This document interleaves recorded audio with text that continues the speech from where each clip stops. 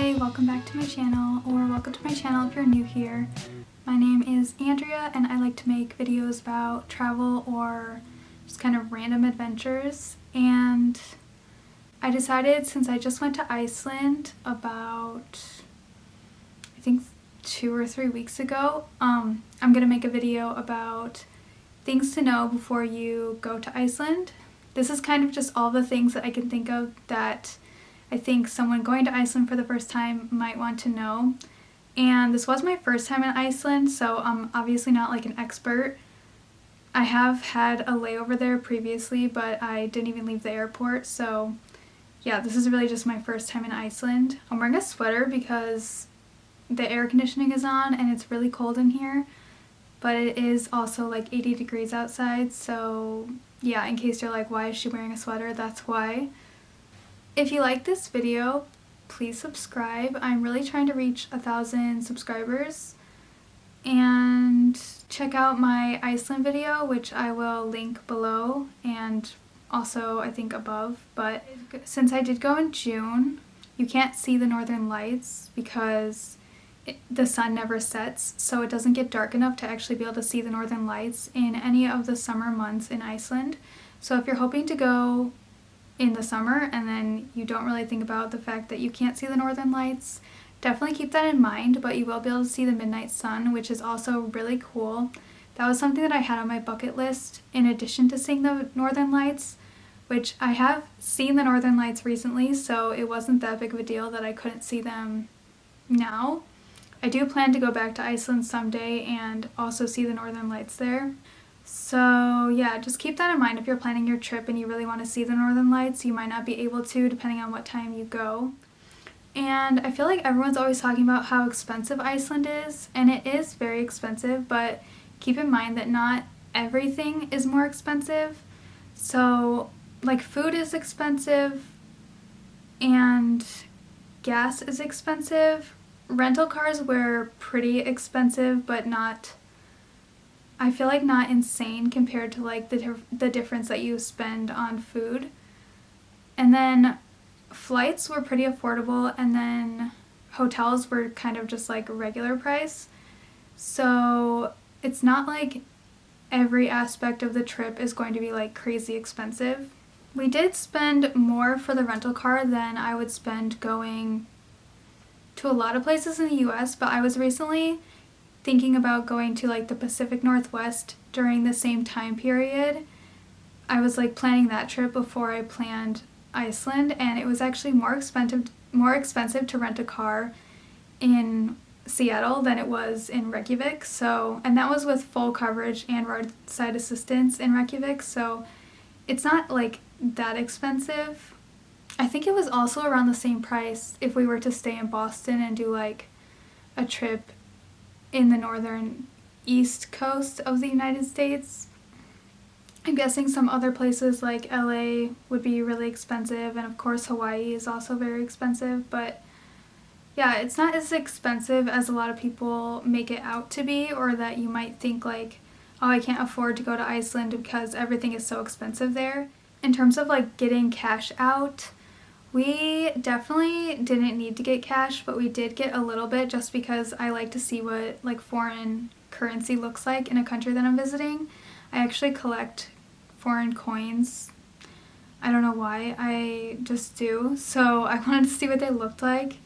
And it turns out that the airport ATMs in Reykjavik are actually a better, I don't know if they're a better exchange rate, but I think the like fee was lower at the airport than it was at all the ATMs in downtown Reykjavik. So if you are wanting to get cash, I would recommend just doing it at the airport or at like your bank before you come. I wasn't really sure if I needed a winter coat in Iceland in the summer, and I definitely still did need a winter coat. If you watched my pack with me video for Iceland, I talked about how I bought a new coat and I wasn't sure if I'd actually wear it, but I definitely wore it probably most of the time I was wearing a coat. I think the weather was like around 50 to 60 degrees, but then it was also kind of windy, so there was like a cold chill in the air. So definitely keep that in mind if you're going in the summer. I also did bring gloves and I wore those too. So like in much of Europe, bathrooms were really hard to find, and we did struggle a lot to find a restroom when we needed one. The very first day, our flight arrived super early at 4 a.m. or 3 a.m. I can't remember. I think it was 3 maybe. And then our hotel check-in was until 3 p.m. And none of the businesses opened until like 9 or 10, because a lot of things opened very late there. And a lot of the gas stations don't have restrooms, so it was it was honestly awful trying to like wait till everything opened. So if you have a really early flight, I would definitely like try to plan that out and like go somewhere that maybe has a restroom, or not leave the airport right away, or maybe try to get early check-in for your hotel. I heard that some people will actually like book a hotel for the night before they arrive and then like just go there right when they arrive in a place if they have jet lag so they can sleep. And this is something that never occurred to me, but I think it's really smart if your hotel will let you do that. I think you should like talk to your hotel maybe and make sure it's not like they don't like give your room away or something for not showing up. But I think that would be really smart if you were able to do that. And then another thing about Iceland is that the water is really good.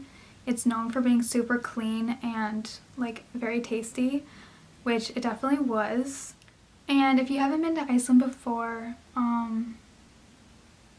I would say don't worry about like learning any Icelandic. I don't think people there really expect you to know any. Maybe you could learn like hello, goodbye, and thank you or something, but everyone there speaks English for the most part. I didn't come across a single person that didn't know any English.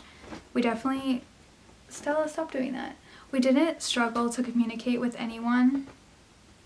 So don't be worried about not being able to like get around and communicate with people.